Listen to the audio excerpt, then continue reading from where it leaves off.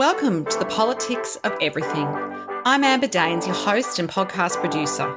This is a half hour of power, a podcast dropping every week where I unpack the politics of everything, from money to motherhood, nutrition to narcissism, startups to secularism, the environment, equality, and much, much more. Our guests are seasoned in the field or topic of their choice, even if you've not heard of them yet. This is a non-partisan show. So while I love exploring varied views and get a buzz from a healthy debate of ideas, this is not a purely blue, white, green program. Please subscribe, tune in and enjoy the politics of everything. Katrina Van De Ven is on a mission to revolutionise the fashion industry for nearly 70% of Australian women who wear a size 14 or above. With a background in psychology, decades of lived experience as a plus-size woman and a burning desire to help women look and feel their best, Katrina is well equipped to lead the fashion technology company LükBook and with it a push for a more inclusive fashion industry. Since launching into the Australian market in early 2022, LükBook has demonstrated rapid growth and has to date reached around 3 million women, experienced 60% month-on-month growth in sales, which is highly impressive, and has been featured in a range of national media. To get more details on her credentials and her career to date, Katrina comes to lead LükBook following a decade in the government and not-for-profit sectors in which she has consistently demonstrated her ability to lead the development and execution of exciting new ideas across 4 continents. She also brings extensive leadership experience, having managed large 30-plus people multidisciplinary teams, and she's very clever too. She holds an MBA from the University of Sydney Business School and a Bachelor of Psychology Honours and Master of International Relations from Griffith University. She's also a graduate of the Australian Institute of Company Directors and holds professional accreditations in leadership, communications and media relations.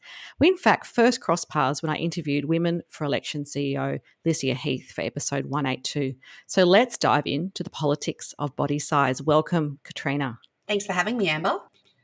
Podcasting remotely can be challenging, but it doesn't have to be. Since day one of the politics of everything, I have relied on Zencastr's all-in-one solution to make the process quick and painless, the way it should be for those of us who just love great content and want to get our ideas out into the world. If you know me, I'm obsessed with quality in terms of my guests, my sound, and everything about my show has to be great the first time. I'm time poor. It's so easy to use Zencastr. I'm not tech savvy and you don't need to be either. There's nothing to download. Just click on the link and off we go. Zencastr is all about making your podcasting experience easy, and with everything from local recording to automatic post-productions now in their toolkit, you don't have to leave your browser to get that episode done, and done fast. I have a special offer for you, and hopefully you can experience what I have with Zencastr. Go to zencastr.com/pricing and use my VIP code, the politics of everything, all lowercase and one word, to get 30% off your first 3 months of Zencastr Professional. How good is that? I want you to have the same easy experiences I do for all my podcasting and content needs. It's time to share your story. Okay, young Katrina, you obviously are a very accomplished woman. What did you want to be as a kid, and how did you navigate your early career? Well, I think there was a little bit of a hint in that lovely bio that you just read off. I always wanted to be a clinical psychologist. So I distinctly remember from the age of about 13, I was convinced I was going to become an adolescent clinical psychologist specifically. So working with young people experiencing mental health issues. So all well and good, went to university, started studying psychology. Now, the interesting thing about psychology is, unlike nursing or social work, where they get you out on practicals very early on in your degree, at psychology, you actually don't get sent out into the real world at all until your honours year. Oh my goodness. So there's a long road. And that's probably why a lot of people I speak to, either in this podcast or in my business life, they do have psychology degrees, but a lot of them are not practicing psychologists. Yes. And look, it's such a disservice because I know at Griffith, we had about 200 people in the undergraduate cohort, but then only about 30 places in honours. Wow. It's highly competitive as well. Absolutely. That's amazing. So you didn't do that. So what did you do fresh out of uni? Yeah. So, I'll give you the pivot point. Oh gosh, I love saying pivot. It's the word of the decade, I think. You work in comms, I can tell. But when I went out on honours placement during my master's, I really just had a bit of an epiphany that I would make a terrible clinician. And look, the best way I can, no, I'm very honest about this. And, I'm really pleased that in my early 20s, when I was quite sure that my life was heading in a certain direction, that I was okay having that reflection. Yes. And I think, and I can be frank with your listeners, I think for me, the sticking point, for want of a better term, and I think anyone who works in allied health will have felt this at some time or another, is that I could show up to work every day and I could do my absolute best. And many of my clients wouldn't get better, they would get worse. And I was working in that very pointy end of clinical psychology, inpatient settings. And the reality is that you will lose some of your patients. They will pass away as well. Yeah. And that's, I know that sounds really heavy, but it's a fact. Yeah, I get that. Yeah, no. And I think, so that obviously wasn't for you. So what did you end up doing? So fortunately, I was able to parlay my honours thesis into the field of political psychology, which is a field. It's a really interesting field about voter turnout, voter behaviour, and that really set the plan in motion for me to spend the next decade working in public and foreign policy. So interesting. I love hearing people's backstories because I love to join the dots. But our topic today is, of course, around body size. And it feels to me like it's a bit of a female obsession. I am a woman, obviously. I have grown up, in the 70s, 80s and 90s, 2000s and beyond with this kind of role model of kind of what I guess the ideal body looks like, what looks healthy. I think, we're obviously in a different juncture to we were, say, 10, 20, 30 years ago, but people like, Taryn Brumfitt, who's a body image activist and who directed that amazing 2016 documentary about women's body loathing and I guess her own path of self-acceptance. She was this year's Strain of the Year, which is kind of a great sign. But what's your view on kind of where we're at right now? I think the first thing I'd like to say, Amber, is that body size and how we think about body size and body shape and what is the desired body size and shape, it is a socialized obsession. And what I mean by this is none of us live in a vacuum. And certainly throughout most of the 20th century and, just getting stronger and stronger in the 21st century is the media and commercialism driving this idea of what it means to have the perfect body. I know myself being a teenager in the early 2000s, I remember the very thin, flat abs. It was all about Paris Hilton, Lindsay Lohan. Very skinny. Yeah, I remember. And blonde and just that really California kind of look, which I guess in Australia we related to a little bit too growing up, in that beach culture. Yes, absolutely. But then we saw, coming into the sort of the 2010s, before the Kardashians had maybe had as much surgical assistance as they've had now, we saw this real embracing of, I guess, curvier physiques. But now that seems to be winding back again. So I think that's something I'd really put out to your listeners that, to think about where the trends are coming from. And it's the fashion industry largely, but I guess now fashion's now been replaced by this world of the influencer, whatever that looks like. Yes. That's kind of where we're at. So for me, growing up in I'm a bit older than you, growing up in the 90s, it was all about magazines, and we didn't even know that they were being airbrushed. We kind of knew, but we didn't know. It sounds really naive now, but we just thought that's what people look like. And that was it. Absolutely, Amber. And I think the other thing we can't discount is the value of the diet and wellness industries, which is, worth billions and billions of dollars a year, and that have a vested interest in not only people buying their product, but let's be honest, in people being return customers. I mean, that's the business model that we see with, I'm trying not to name names, but some of those membership-based weight loss clubs, we all know the ones that I'm talking about. And they're huge and they're really influential, right? Because they're very visually driven, like they're on social media doing all the things. Yes, absolutely. One thing that I thought might be of interest, and I don't know if you're familiar with Naomi Wolf and the beauty myth, or whether that was very big I think I was in year 10 when that came out. That was like everyone at my all-girls school, we all kind of read it, but it was a little bit like, wow, like we had never thought about it that way before. Like, we're just in our late teens and we're very influenced by that stuff, and we just hadn't thought about it in that way. 100%. And just to paraphrase for your listeners, it's this idea that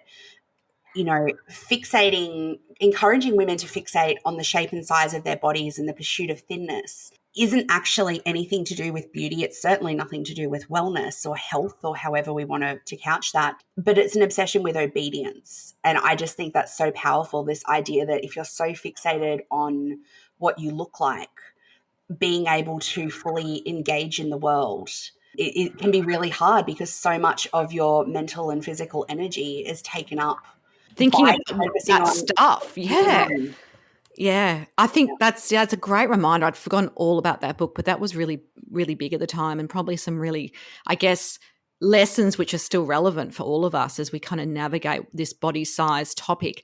One of the things I know that when I've kind of, when I was younger, I was as an athlete, as a student, and so, things like BMI was very much associated with what a healthy body weight would be. So, overweight and obese participants, for example, would have, kind of higher BMI. There was an ideal range, I remember, for your height, and I guess that's kind of what they based on, just your height and weight. It was very kind of binary in that way. That's being picked apart a bit now as not as ideal as it might have been seen by medical experts, because they were definitely medical people that were kind of influencing that at the time. How can we unlearn that as a reliable tool to check ourselves? And I don't know what people use these days, but yeah, BMI was kind of all the rage for a very long time. Absolutely. And I think it's useful to go back and think about where the BMI came from. So I don't know if this is overly common knowledge. It wasn't for me until I started working in the plus size fashion space. And of course, because of my educational background, was really interested in why we think the way we think and why we're conditioned in that way. But it originally came about 1830s, and it was actually, and this sounds so funny to say out loud, it was a Belgian astronomer, mathematician, and statistician who came up with it. So Okay. I never knew that either. I don't think that was something we didn't even ask where it came from. No, it was a mathematical equation that was developed to measure basically populations. So it was never designed to be applied to individuals. It was sort of to say, perhaps, and it was all based on Caucasian males at the time, let's be honest. Yeah, that's the other thing. Like, it was a certain kind of type of person, if you like. Absolutely, absolutely. And it was maybe that the Spanish males compared to, I have Dutch heritage, to the Dutch males. And well, I can tell you that those Dutch males are going to be quite a bit taller. A lot. But that was really the basis of it. So it's so interesting how, as time has gone on, it was almost became this panacea, this all-encompassing idea that the BMI was this perfect measure in some ways of individual health. And I mean, I think what I'd put to your listeners is there are so many limitations because we're essentially using a very blunt instrument for a purpose for which it was never designed. Yeah, so that's a great way to put it. Yeah. So I guess from us, even us talking about it today and maybe blowing up some of the, the reliance on it is kind of how people will start to think differently about the use of it. And I guess then people go, well, what can we replace it with? How do we know that we're healthy? What else is the other measure? Yeah, absolutely. Well, let me give you, I've thought about this long and hard, and I'll give you 4 succinct reasons why the BMI isn't great. Okay. So firstly, and if we've got any sports people or people who are friends with professional sports people, you'll know this. It doesn't take into account body composition. So at a very basic level, if you're really muscular, if you're a weightlifter, if you're a rugby player, you're always going to look overweight using a BMI, right? So of course. Secondly, it's really poor when it comes to looking at different cultures. So there are certain cultures, and I can give examples around the Pacific Islands or in regards to African American culture, where the measure was never designed or baselined off those cultures. And when we think about just the genetic and cultural drivers of body size and shape, those populations will always be on the higher end. It was never meant for them. Also, and this is something that I didn't know until recently, it's been arbitrarily changed, the goalposts. So back in 1998, they reduced what was constituted or defined as being overweight from, I think it was a BMI of about 27.5. And they reduced it down to 25. So overnight, millions of people globally went from being normal weight to being told they were overweight. And I still can't find the why. What's that? Why? Other than I'm like, was this diet culture? Was there some lobbying going on? I'm genuinely confused by that. And I think the final point that I really want to drive on this is that it doesn't tell us anything about an individual's health. So there is no single medical condition that uniquely occurs in people living in larger bodies that doesn't occur in people living in smaller bodies. Yeah, that's a key point, I think. That's a key point. And of course, there are correlations. Like, I understand that. But I mean, that's the first thing you learn when you study psychology, that correlation and causation are two incredibly different things. Yes. And I think, if we're going to talk about a specific health problem like a family predisposition of heart disease, well, surely actually looking at someone's cholesterol levels, their blood pressure, and encouraging health promoting behaviors that are directly going to address any areas of concern and supplementing that with medication when needed, surely that's better advice than you need to lose weight. I mean, that again, it comes back to being a very, very blunt instrument when our medical system otherwise is built around nuance and really trying to symptomatically address problems. So it's just so interesting that this assumption has gone unchecked for so long. Yeah, and I think it's an important discussion to keep having as well. So has the fashion industry had any kind of aha moment that if most women in Australia and probably other countries as well are on average of a size 14 or so, that they need to cater for the majority because that actually makes them more money, and surely that's why fashion exists. Can you sort of talk a little bit about this, and perhaps that leads into why your business LükBook has been so successful, and I guess what are the challenges as well that you're facing? I think there are a few ways to cut this, Amber. I think at the top end of town, so, really that high-end price point aspirational fashion, to be honest, there are some exceptions to the rule, but I don't think most brands care. I think they see it as part of that cachet and exclusivity that, they get to pick and choose who wears their clothes. I mean, I guess in some ways that's their prerogative, but at the same time, as you say, it's crazy that as a consumer industry where money is on the table, that you would actively choose not to make more money by selling. Yeah, exactly. Because this is a business. Fashion is a business and it's an industry. Absolutely. So look, we've seen some very practical case studies of this in recent years. So there was increasing diversity, not only in the shape and size of models, but also cultural diversity. Yes, that's really important. That really amped up even at Sydney Fashion Week last year. Yes, I think that was a really kind of interesting shift because we talk about it, and I think magazines, have kind of dabbled in that, but it's always been like, oh, it's a bit scary putting someone who's larger than a size 8 on the cover. Like, we don't know how that's going to go. I remember that being a thing, and I've even heard, very well-known fashion editors saying that decision comes, and then the next month anyway, then they revert back to the business as usual approach. Absolutely. And look, I know there was so much support last year. They had the first ever plus size catwalk at Australian Fashion Week that I was privileged to have the opportunity to go to. Oh, you're an A-lister now. That's awesome. A D or an E-lister, definitely. But it was a very special moment to be able to witness. But then this year, all of that diversity rolled back, which was really sad to see. And then, of course, at the same time in New York, we have the Met Gala celebrating the life and work of Karl Lagerfeld, who, yes, visionary, but so interesting as a Met Gala theme that he was a terribly fat-phobic designer. And which I don't know that I really knew that. Like, I know there's a lot of pressure in the industry to design for that, well, they call it Paris thin. Well, that's what we used to call it in the sort of 1990s. Yeah. I think it's one thing to be caught up in that, but if anyone cares to have a Google and look at some of his statements on the record, do we really want to questionable, celebrating that? Yeah, in this day and age. So that's the high end of town. Then we have the high street brands. So, we're all familiar with the Zaras and the Uniqlos and the H&Ms. Fast fashion, essentially. Yeah. And look, it's a bit hit and miss. What I'd say, I mean, Zara is not inclusive at all. I can't shop at Zara. But then we see with H&M and Uniqlo, what's interesting is they put their larger sizes online only. So don't get me wrong, I love e-commerce, I love online shopping. Yeah, we got very into it during the lockdown era, that's for sure. Absolutely. But I think, when you're drawing a line in the sand and saying to in the industry, we call them straight size customers, so straight size and plus size. Okay, terminology everyone knows. No, that's good. I wouldn't have known what to talk about, so that's good. Yeah, so saying to straight size customers, of course, come in store, try things on. But then conversely saying to plus size customers, oh no, it's almost, we don't want you in store. We want your money, but you're not really that on brand for us. So you That's so toxic and really not okay. Well, also, like, they're also once again missing out on Oh, sales because not everyone shops online. 100%, Amber. And let me tell you, the greatest movement in this space is the small brands.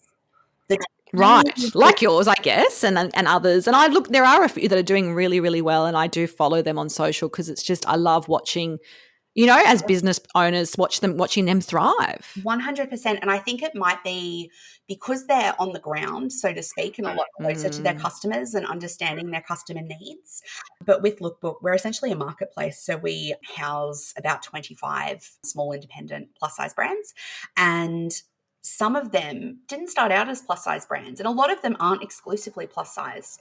But it's been so interesting in the 18 months that we've been live, seeing some of these brands remove smaller sizes from their ranges just because they're not selling and really lean into making larger plus sizes. Yeah. Fantastic. Well, that's a really good business case. That's really the proof that, and perhaps explains a lot of your growth and I guess the reflection of where we're at in society and what consumers really want and need.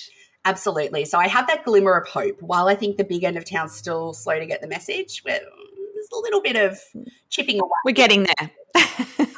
Absolutely. Look, social media perhaps has, you know, a good role and a bad role, if you like, good cop, bad cop kind of conversation about transforming the way we can see ourselves reflected, because you can choose who you follow. You can kind of, you know, and it starts giving you suggestions, especially things like Instagram that are highly visual. Can anyone sort of find their own sort of people, their voice, their brand in that place and thrive? There's some good examples where you see that's happening and it's allowing us to, and this is probably not quite the right word, and I am doing air quotes, like normalize what we see as the ideal body size or acceptance of who we are. My biggest piece of advice to all of your listeners, Amber, is to, I hate saying curate your feed because that sounds like such a social media thing to say, but go through and cull anyone you're following who doesn't resonate with your values, or who, you know, when you see their content, you're like, oh, that makes me feel a bit average about myself. Get rid of it. And I can tell you now that has been life-changing for me, just surrounding myself, so to speak, on social media with these incredible plus size women whose style and whose ethos on life I really admire. And I can give you a list to pop in the show notes, but I think April Helene Horton, who goes by the Bodzilla, and also Amy Abrahams, who goes by Wear the Damn Dress, which I love. You know, wow. They're two of my favorites. And I just, you know, you can't have a bad day when you're looking at their content. Yeah, and I think we're all in control of what we choose to see in some ways as well. This is quite a gendered question, but I am curious about this. Do you think men face the same issues when it comes to body size and shape, or is it universally an issue, but it looks and manifests differently? So, you know, I have sons, one of which is a teenage boy. He's quite lean. You know, he would love to be more bulky and more muscly, and, you know, it's just genetics really at his age. There's not much he can do, and he has heaps of sports. So, you know, is there something that is universal about this, or do you feel like women bear the brunt of it, if you like? I think increasingly it is universal.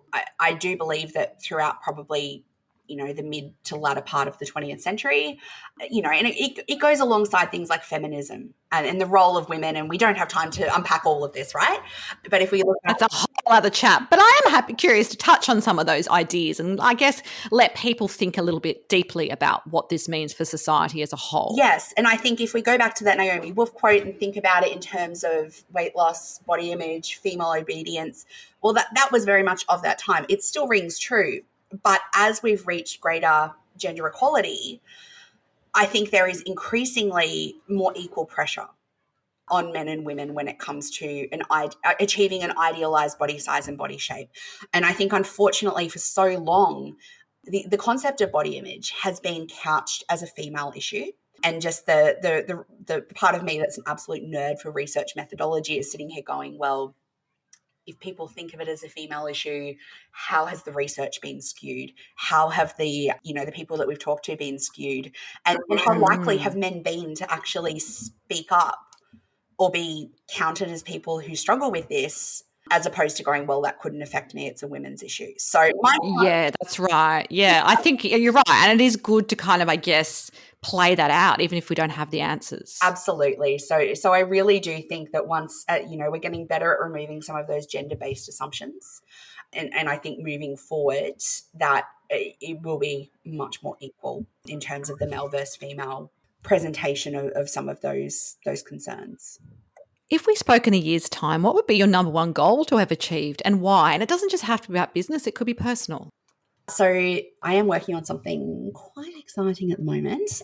Are we getting a spoiler alert? A little bit of a spoiler alert, which is I'm working on designing LükBook's first house line, which, as I mentioned before, at the moment we're a marketplace. We sell a range of outstanding brands, but this is the first time we'll be stepping into the design seat and creating some beautiful pieces for our customers. And I guess the genesis of why we felt the desire to step into that space is because I know I'm quite vocal about my opposition to the word flattering, which again could be a whole other podcast past episode. I've never really thought deeply about that word, but yeah, flattering. Flattering. Oh dear. But so much of plus size fashion is built around this idea that clothing should be flattering, which is often code for making you look smaller, minimizing parts of your body. And so my aim with this initial collection is it's actually just called The Power Edit, and it's about encouraging plus size women to take up space, to wear things that are bold and fun and striking and really challenging that narrative. So that is honestly what I'm just so fixated on at the moment, because I think not just the clothes, but the discussion around how and why I'm designing them that way has the potential to be so powerful and empowering for the plus size community. And I'm sure it won't be unflattering. Just to be the counter to this. Well, look, a subject of another episode, but I mean, so many like little tangents we could go down, but I'm being a bit playful, but that idea that, I hear what you're saying, and I think that's important for everyone just to take on board, to wear what you feel good in, and kind of that's fine. It's not about, other people's view of that. Absolutely. Absolutely. I think the phrase you're looking for, Amber, is it will be well constructed, well manufactured, and whatever other adjectives or descriptors people would like to apply to it is for them. But we don't use that particular word at LükBook. Well, I wish you all the best for that. And of course, as we wrap up our message today, do you have a final takeaway message for us all on the politics of body size? Yes. So something that we haven't got too deeply into, but we have talked a little bit about sort of the diet industry, the fashion industry, and coming back to that idea that we don't exist in a bubble, is saying to people, if something's causing you to feel negatively about your body, and we can couch it in terms like fat phobia or internalized fat phobia, but again, that's just a bit of jargon. But if something's causing you to feel bad, I always think it's so valuable to ask yourself who profits off you feeling that way. Yeah. Because at the end of the day, someone's pulling the strings. Someone, someone's trying to make some money off this. And I just personally in my own journey have found that so useful, because that makes me really angry. That thought process of, oh my gosh, I feel like someone's trying to pull the wool over my eyes. This is not in my best interest.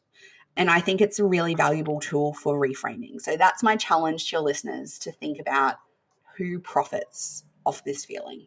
Absolutely. I have absolutely enjoyed our conversation today. And of course, it was a big topic, and I really appreciate, Katrina, you taking it on. If you do want to connect further with Katrina and her brand, there will be some details on the show notes. Until next time, take care. Thanks so much for listening today. If you've enjoyed the politics of everything, I thrive on your feedback. So please add a short review and share the podcast with your network through Apple, Spotify, and all the usual suspects. I'm always on the hunt for new and diverse guests, so if you or someone you know has a fresh idea you're busting to get out there, please email me at amber@amberdanes.com, and my crew will get back to you very soon.